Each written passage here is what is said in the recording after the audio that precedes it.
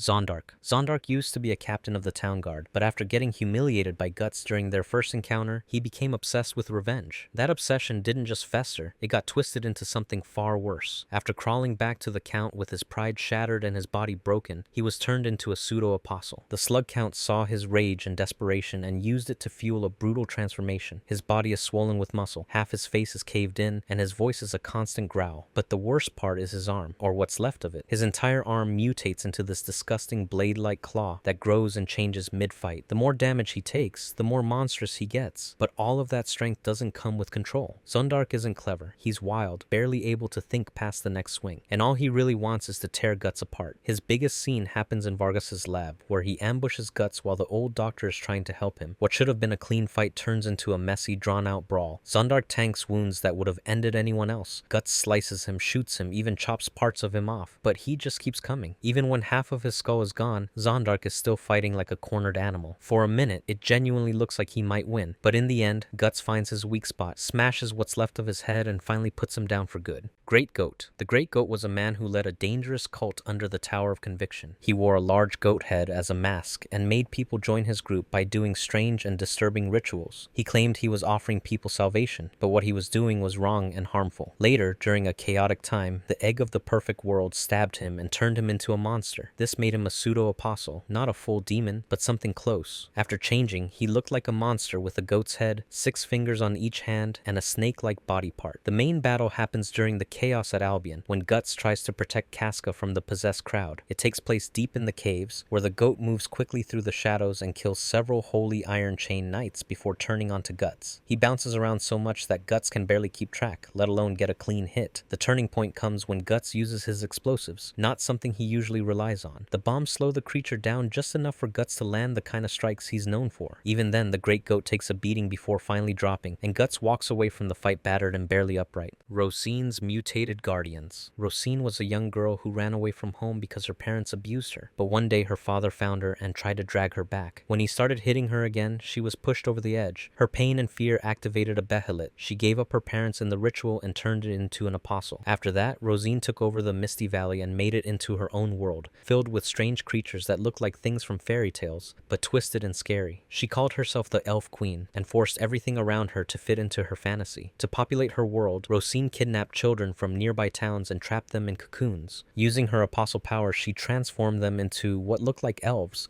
but they weren't real elves at all. Despite looking magical at first glance, these elves were terrifying. They were loyal to Rosine, followed her commands without question, and attacked anything she considered a threat. They acted like children and loved playing games, but their games were violent and disturbing. They played war by killing each other in horrible ways. They saw nothing wrong with slaughtering humans or animals, calling it fun, and believing they could always turn more kids into friends. During the Conviction arc, townspeople and knights believed these elves were real, but Puck and Guts knew something was off. Guts confirmed their true nature when the brand on his neck bled near them. He later used a boy named Thomas as bait to burn a group of them alive inside a barn. As the story continues, more of these mutated children appear with Rosine, including when she returns to the Misty Valley with Jill. When Jill slaps one of them and runs, she notices that the ones who die turn back into their original human child forms. Eventually, Guts reaches the valley, burns the cocoons where more children are being changed, and fights through waves of these elves on his way to Rosine. Most of the remaining pseudo-apostles die in the massive fire Guts sets.